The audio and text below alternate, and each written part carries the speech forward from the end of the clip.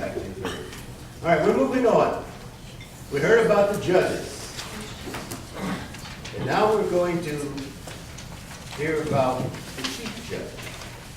He's the guy that, he or she is the person that corrals all of these cats, herds them in a orderly fashion, so to speak, and gets the thing done that needs to be accomplished. So we already know who she is. So y'all be welcome again, Delores.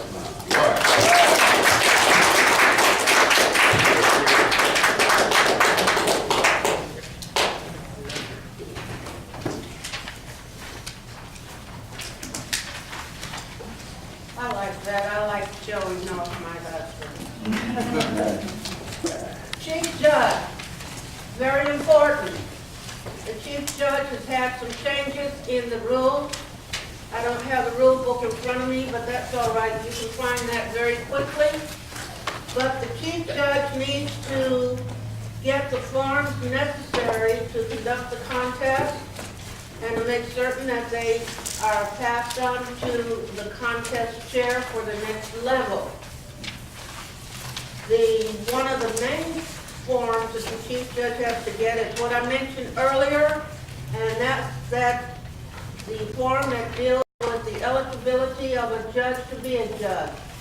For instance, a judge now has to have completed 6 months of being a Toastmaster, in addition to also having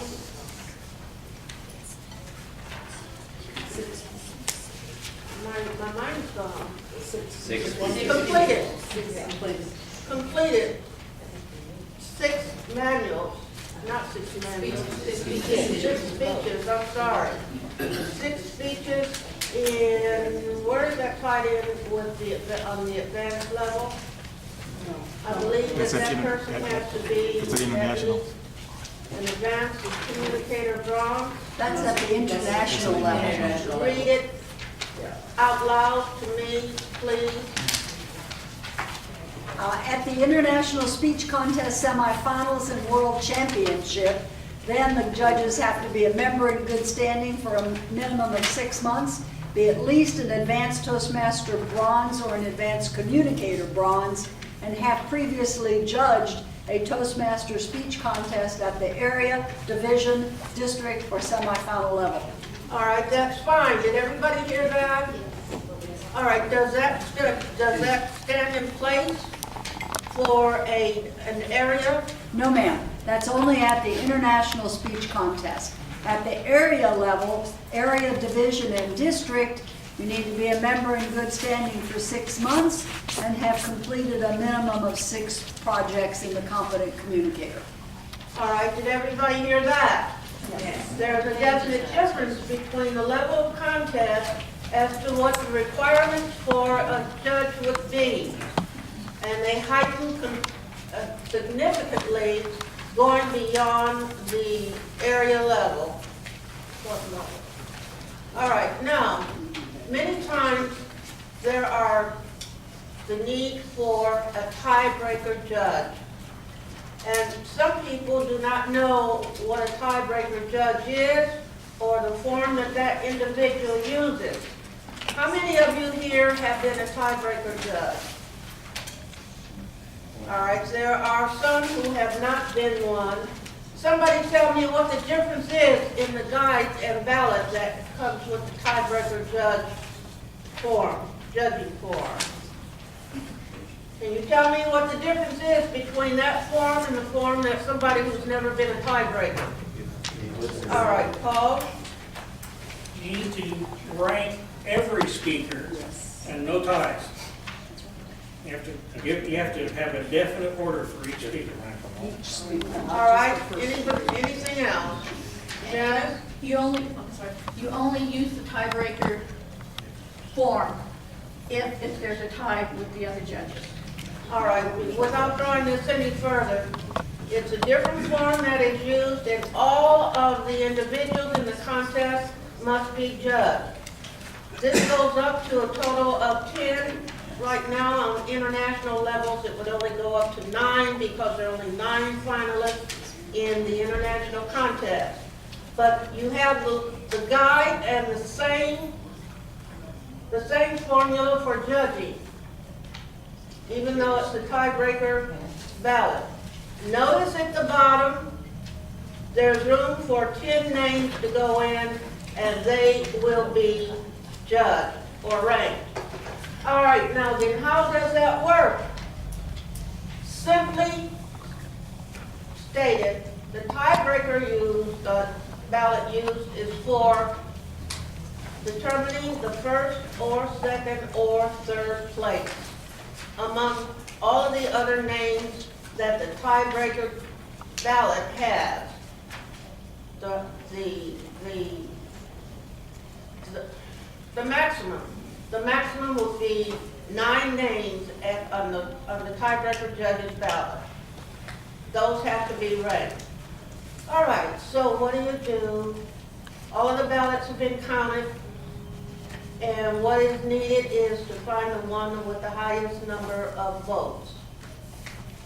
And you find out that there are 2 who are tied for first place. What do? You without saying who the tiebreaker judge was, because that's always supposed to be secret. Without saying that, that chief judge will now refer to the tiebreaker ballot.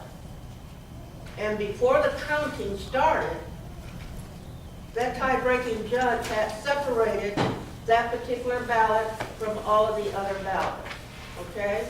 So we've got a tie. The judge then pulls out the tiebreaker ballot and finds how much, to find out the position between the 2 people who are tied. The one who is ranked higher is first place. The one who lost out on the breaking of the tie is automatically second place.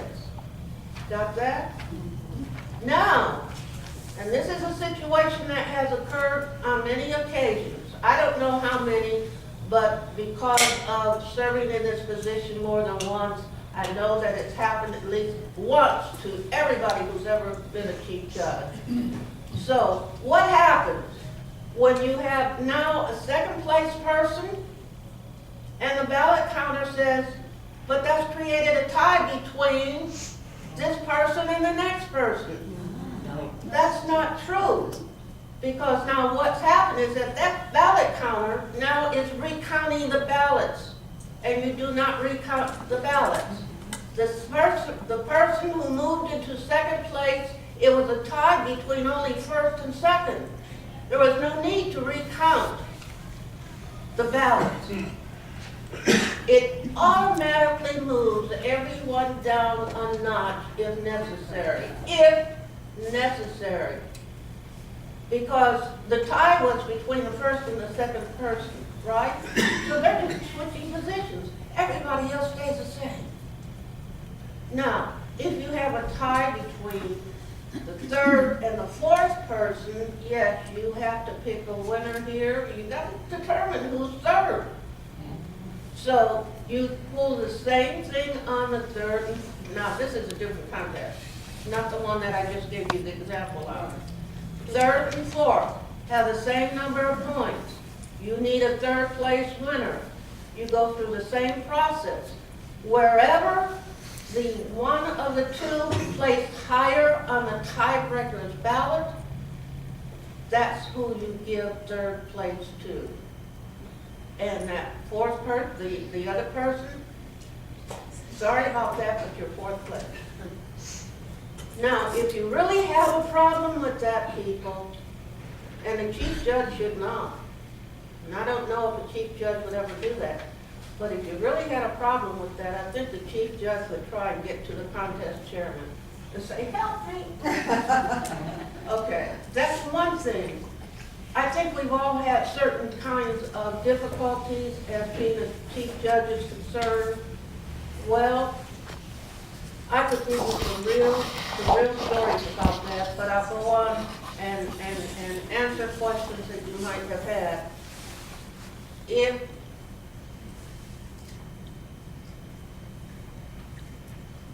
much time do I You have? got time. You got 6 minutes. You got 6 minutes. How much? 6 minutes. 6 minutes, 6 minutes. Okay. Does anyone have a question that needs to be answered? Yes. Delores, it's more of an observation when we talk about no one's supposed to know who the tiebreaker judge is, but I believe the rules say that the tiebreaker judge gives their ballot to the chief judge. So as soon as someone goes up with a piece of paper and hands it to the chief judge, everybody knows who the tiebreaker judge is. And the same thing with the judges, you know, they hold up their ballots, so, Yeah. I understand what you mean, and I see some hands going up from some experienced people. I've had that situation before. It's a matter of hiding the ballot. Dave? As a matter of course, the chief judge should collect the ballots.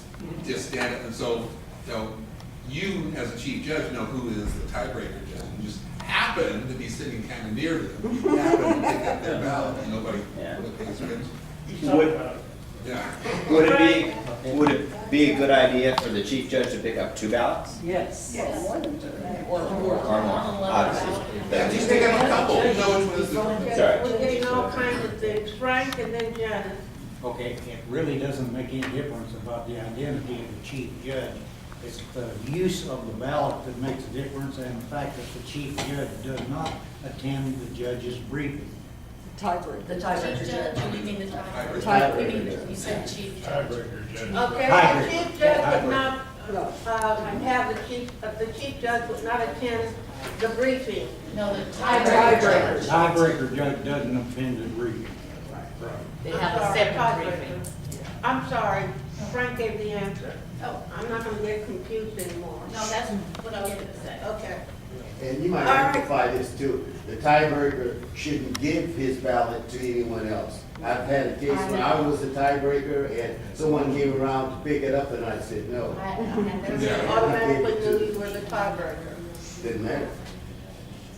Yeah, I'm happy you took as long as you did on the tiebreaker judge because of all the contests, and I've seen a few over the years, the tiebreaking situation is the one I've seen piled up the most. Yes. To me, the chief judge has the tiebreaker ballot. He subtly gets somebody to agree to be the tie-breaking judge, gives him the ballot, unbeknownst to anybody else in the room, and then the tiebreaker judge has that ballot, and he puts his selections down there in order, one to the end.